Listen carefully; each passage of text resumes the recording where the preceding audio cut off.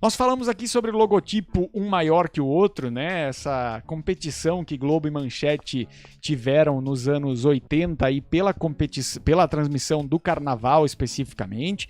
Num ano a Manchete conseguiu colocar um logotipo gigante no topo de um prédio, depois a Globo foi lá e colocou um logotipo maior ainda para cima da Manchete para criar esse ambiente, para criar esse momento de tensão, de fato, de rivalidade que tinha se instaurado entre as duas emissoras.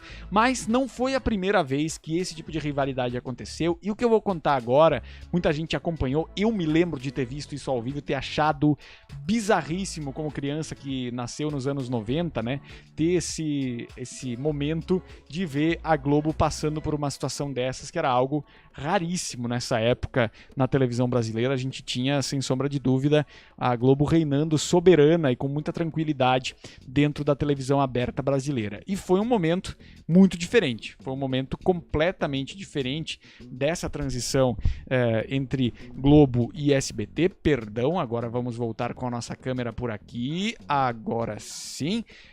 Tivemos então esse momento que foi quando o Vasco jogou a final do Campeonato Brasileiro com uma camiseta, com a camisa do time, com o logotipo do SBT. Vamos entender melhor essa história por aqui para você que acompanha o legalzinho, o fantástico da Rede Gesla. Estamos aqui nesse momento para trazer essas e outras informações, grandes histórias da nossa TV, tá certo?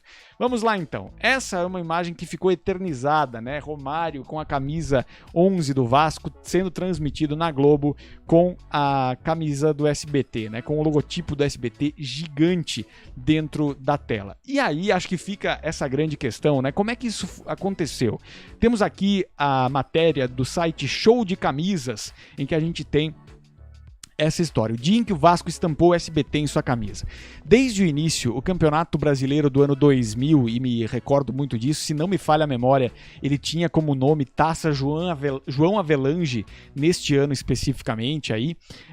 Desde o início, o Campeonato Brasileiro de 2000 foi polêmico ao começar pela sua organização. O torneio foi promovido pelo Clube dos 13, ao invés da Confederação Brasileira de Futebol, impedida judicialmente de organizar a competição. Por tal, os critérios de acesso e de descenso não foram aplicados, de modo a gerar o maior Brasileirão de todos os tempos, com 116 equipes, divididos em 4 módulos na primeira fase. Entretanto, a final ainda guardava um episódio peculiar. O campeão daquela edição, Vasco da Gama, estampou o logotipo do SBT na sua camisa.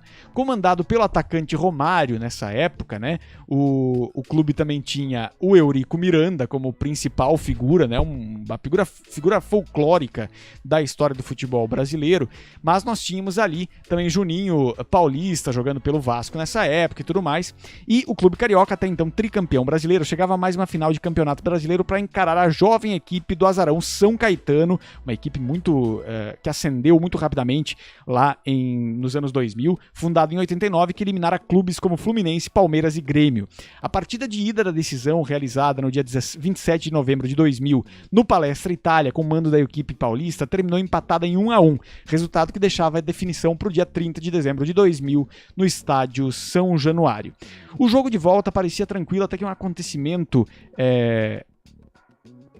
desencadeou toda essa história, e aí é que a gente vai para um dos episódios mais traumáticos que eu, como espectador do futebol na infância, me lembro de ter assistido, porque foi muito assustador mesmo o que aconteceu lá em São Januário, que foi a quebra dos alambrados, né? Nós tivemos esse momento acontecendo. Após o craque Romário sair do jogo devido a uma lesão, os torcedores agitados começaram um tumulto que culminou na queda do alambrado e 168 feridos. Eu me lembro muito claramente do jogo parando e o jornalismo da Globo entrando ao vivo no lugar da narração, praticamente, né? Helicóptero descendo para salvar as pessoas, e tudo isso acontecendo ao vivaço, no calor do ao vivo naquele momento. Depois do governador do estado, Antony Garotinho, na época, cancelar a partida, o presidente do Vasco, Eurico Miranda, chamou o Garotinho de frouxo e incompetente, além de pedir que o título fosse atribuído ao Cruz Maltino pelo gol fora de casa. Vale ressaltar que após a paralisação o jogo estava 0-0. Depois da tragédia começaram os resgates, né? Em matéria da Rede Globo, são apresentadas imagens de Eurico pedindo a retirada dos torcedores do gramado, dando a entender que o mandatário queria que o jogo fosse retomado. Porém, transmissões ao vivo contrariam a reportagem, evidenciando que a prioridade do presidente era prestar socorro aos envolvidos. Revoltado com a emissora, emissora, Eurico preparou uma vingança e é aí que entra a nossa história. Aquela história que a vingança é um prato que se come frio, não é? A vingança, ela é preparada e pensada no que mais dói no seu adversário, e foi isso que Eurico Miranda fez a partir desse momento no que vamos contar para você que nos acompanha aqui no Legalzinho da Rede Gessler. O Eurico Miranda decidiu o seguinte: revoltado com a emissora, preparou uma vingança. A partida foi remarcada para o dia 18 de janeiro de 2001 no Maracanã, data em que o patrocínio que o Vasco tinha então com a marca de sabão em pó Ace já tinha se encerrado. Nossa, eu me lembro até disso. Ah, se todo branco fosse assim. O presidente, então, aproveitou para estampar a emissora SBT, rival da Globo, em seus uniformes, mesmo que de maneira gratuita, apenas para provocar o seu desafeto. Sim, meu caro telespectador da Rede Gessler. Sim, meu caro amigo que acompanha neste momento o Legalzinho em todo o Brasil. Eurico Miranda colocou o logotipo do SBT gratuitamente na camisa do Vasco.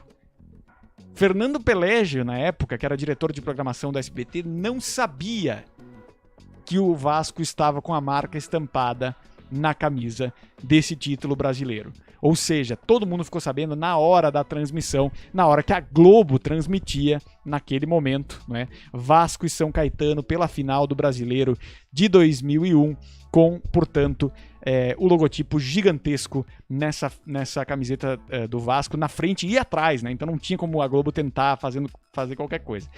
Abre aspas, tendo sido caluniado, quis o Vasco homenagear quem não o caluniou. Tendo sido vítima de uma odiosa campanha de perseguição a partir da desinformação e até mesmo da edição de imagens, quis o Vasco homenagear quem dá à opinião pública a verdade dos fatos para que ela os julgue, escreveu Miranda ao SBT. A sensação de perseguição atingiu a todos, os jogadores entraram com o espírito de contra tudo e contra todos, e a torcida proferiu gritos contra a Globo, além de músicas do Silvio Santos. É Brasil, né? Embalado, o Vasco venceu por 3-1 e conquistou seu 4º título brasileiro. Após a conquista, o SBT teve acesso exclusivo ao vestiário e a camisa, por sua vez, se tornou um dos mais icônicos e desejados itens do futebol nacional. O próprio Renato Ribeiro tem matéria sobre isso na Globo até hoje. No Globo.com tem isso também. O Casemiro arrematou camisetas do Vasco com o logotipo do SBT, mas foi algo que eu não entendia direito o que estava acontecendo. Eu tinha 10 anos de idade quando tudo isso aconteceu. Me lembro do choque assistindo aquela queda do alambrado na taça. Era a Taça João Avelange, tenho quase certeza que era o nome do brasileiro nessa época. A organização toda confusa também e tudo mais. E tudo isso trouxe então essa grande história da televisão brasileira, e de fato é um momento muito diferente, muito, muito forte da história da nossa televisão. Vamos aos comentários finais aqui do nosso Legalzinho de hoje. Jefferson Barros falou sobre a manchete. O Guilherme Lima falando sobre Renascer. Adriana Esteves sendo inocentada através desse remake. O problema nunca foi a interpretação, mas sim a personagem Mariana. Sem dúvida, também acho.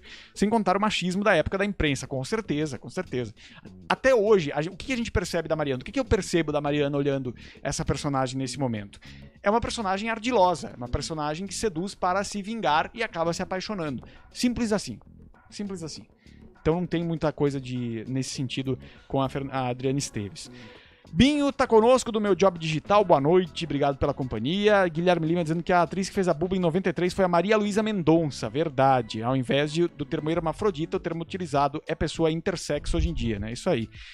Gustavo Henrique, você acha que a novela caiu de qualidade na segunda fase? Não caiu de qualidade, mas acho que caiu um pouco de interesse. Eu acabei conseguindo perder alguns capítulos, coisa que eu não fiz na primeira fase. Jefferson dizendo também tem esse momento com o logo da SBT na camisa do Vasco, tenho na cabeça, né? Nas camisas do Vasco. Creio que isso aconteceu por uma raivinha do Eurico Miranda com a Globo, por ela sempre priorizar a exibição dos jogos do Flamengo, viu? Tem mais história aí por trás. Felipe Sopi falando que eu lembro dessa camisa, mas não sabia que era por vingança. O Gui Lima dizendo que não lembra do Vasco, mas lembra do desfile da tradição com o Silvio Santos e todas as estrelas do SBT na Globo. Muito divertido ver a Glória Maria falando, caso não saibam, SBT é uma emissora de televisão. É do tempo que a Globo ignorava a existência de qualquer outra emissora, né? Você que está acompanhando aqui nesse momento o nosso Legalzinho, deixa aqui o seu comentário, a sua participação, o seu voto na nossa enquete, perguntando qual a sua lembrança principal da manchete: Pantanal, Jaspion, Carnaval ou jornalismo. Por enquanto 40% para Pantanal. Muito bem, Guilherme Lima, aliás, 2000, 2001, a Globo não pode ignorar a força da SBT. Teve Vasco, Carnaval, Sequestro e Casa dos Artistas. Verdade, né? Gustavo Henrique, SBT teve a melhor audiência da vida em 2001, pelo que eu pesquisei. Muito por conta do vetor Casa dos Artistas. Gui Lima, sobre a Mariana de Renascer, lembrei de uma entrevista da Glória Pires falando que também odiava a personagem dela em O Rei do Gado. Disse que o Benedito sempre fazia mulheres odiosas, né? Faz parte da escrita do Benedito, faz parte do texto, né? Então tem essa característica. Sim, o nome dado à competição foi Taça João Avelange, apesar de ser flamenguista, assistiu o jogo na ocasião e também ficou horrorizado com a tragédia, diz o Jefferson Barros. Eu me lembro muito, assim, do quanto... Eu tava assistindo o jogo, eu queria ver o jogo... porque estava passando na TV, queria ver o jogo, sempre gostei de eventos ao vivo na televisão e me lembro que, nossa, foi um troço muito, muito pesado nessa época, acompanhar ao vivo tudo que estava acontecendo, aquela coisa de chamar as pessoas, né, chamar as pessoas para vir ver o que estava acontecendo. Enfim, né, coisas da nossa televisão brasileira, coisas também do legalzinho fantástico da Rede Gesla, você que nos acompanha em todo o Brasil, muito obrigado pela audiência, pela parceria, obrigado por estar com a gente aqui na Rede Gesla de televisão, fico muito feliz de poder contar com a parceria de todos vocês em todos os momentos por aqui. Um excelente carnaval para todos vocês, para você que não vai pular carnaval e dormir legal o dia inteiro amanhã tem resenha televisiva, tem BBB na Rede Gesla, segue tradicionalmente a nossa programação por aqui, tá certo? Agradecer mais uma vez a companhia de todos vocês. Vai ficando por aqui a programação da Rede Gesla de hoje. Amanhã estamos de volta com muito mais, tá certo? Um abraço e boa noite. Valeu!